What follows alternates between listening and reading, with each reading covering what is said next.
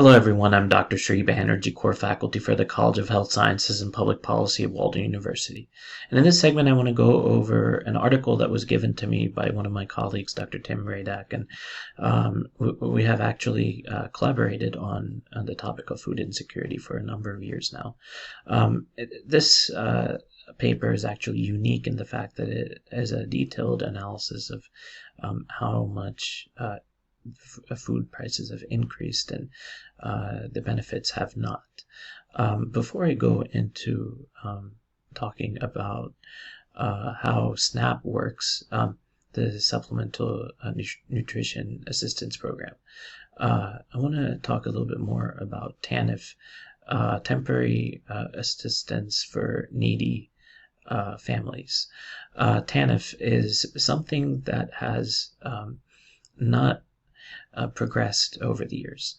What I mean by that is between 1996 and now, the cash benefits or temporary assistance has not increased with inflation. What also has gone wrong is that a lot of the budgetary allocations from TANF are directly going to states and giving them the option of spending it however they want. And so it has gone towards building volleyball courts. Others have been gone towards scholarship money for mostly middle-class families that attend college, or children of families who attend college. So this has not resulted in a lot of families getting the benefits that they need in the cash assistance. Many individuals that are in fact vulnerable are denied due to missing paperwork or some of the more invasive information that they need. So now let's transition into understanding SNAP benefits. More specifically, though, we'll be going into talking about how inflation has impacted families in terms of food insecurity.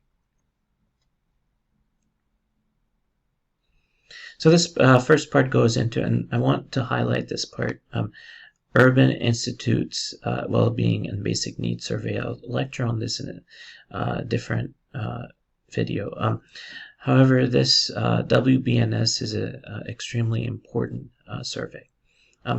This is a nationally representative survey, which means that you can extrapolate the information and generalize it for the whole United States population. It's an annual survey of more than 7,500 adults aged 18 to 64, and the shares of adults reporting household food insecurity and charitable food receipt has increased in 2022 compared to 2019, 2020, and 2021. So there's two components to this, not only food insecurity, but the receipt of charitable foods.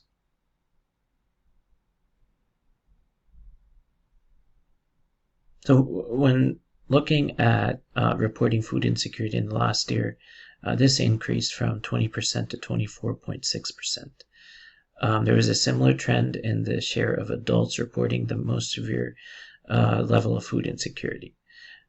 Looking at stratification by ethnicity, Hispanic, Latinx, and Black adults were consistently at greater risk of food insecurity than white adults.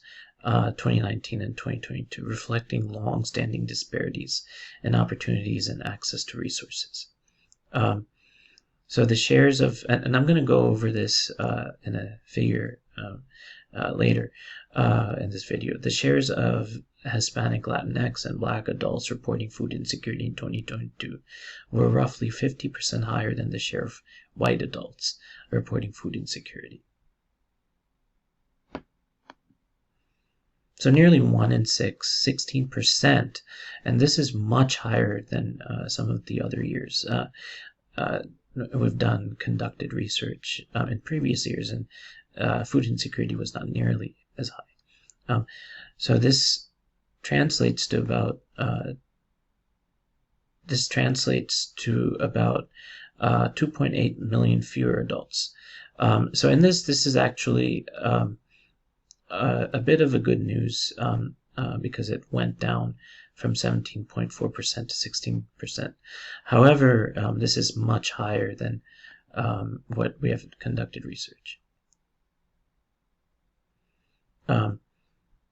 Grocery costs increased a lot, and when it did, nearly twice as likely as other adults to be food insecure. So 29% to 16.5% versus the grocery costs make a big difference, which is not necessarily measured in the food insecurity measure or food environment index for that matter. So inflation and federal aid hasn't increased in terms of, however, inflation has not been taken into consideration. And actually, the type of inflation hit a 40-year high.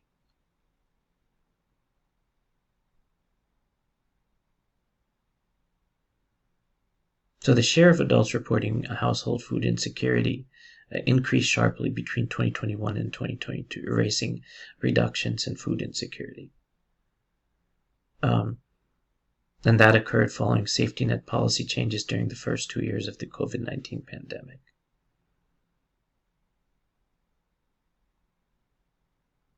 So as you can see, policy changes have an impact on the level of food insecurity. We're going to go over a couple figures here, and then I'll end the video. Food insecurity has, and very low food insecurity have gone up, unfortunately, 20% to 24.6%, which was statistically significant between 2021 and 2022, and then very low food insecurity between 9.3% increased to 12.5%, statistically significant.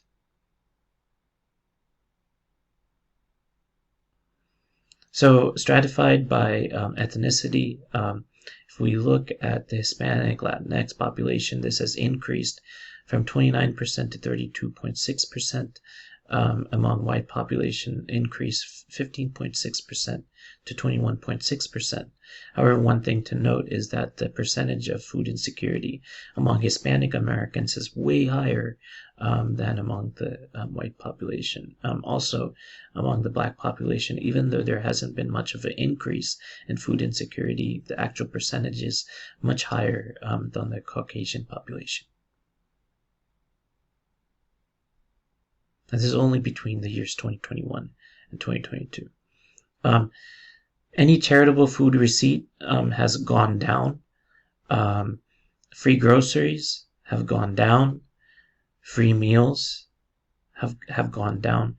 All of these services, charitable food services, which were there to help out individuals that were needing assistance, have all diminished, especially during the pandemic. So the impact of inflation on families' food costs. A lot of people said that groceries they couldn't afford because it increased a lot. Gasoline increased a lot.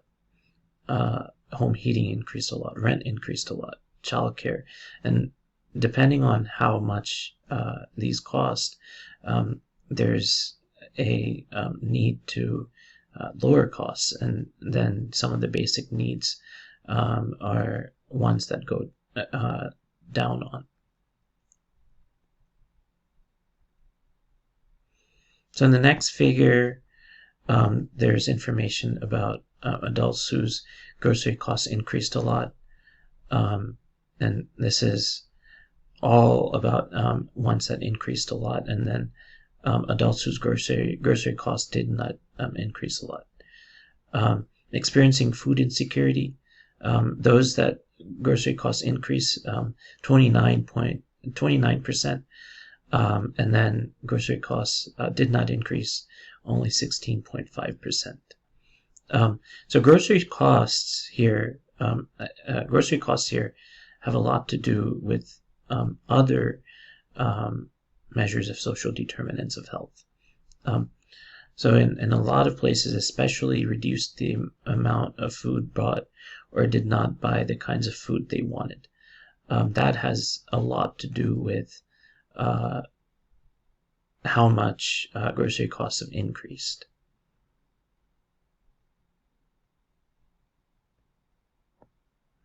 So those were the figures that I wanted to go over. This goes into some of the SNAP benefits that are pertaining to